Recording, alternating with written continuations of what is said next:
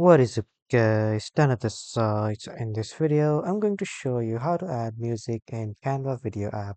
So first, you need to head over to your Canva's website, and then you need to log in with account credentials. And when you're redirected to the home page, here you will see the video section. Click on this video section, and then here you can see multiple formats of uploading a video if you have any in your PC storage. But if you don't have any of the video, you can just choose the pre-built video templates that are available on Canva, and after choosing here you will see in the new tab you can just simply edit this video. And to edit this and to add an audio, on the left side you will see multiple editing tools.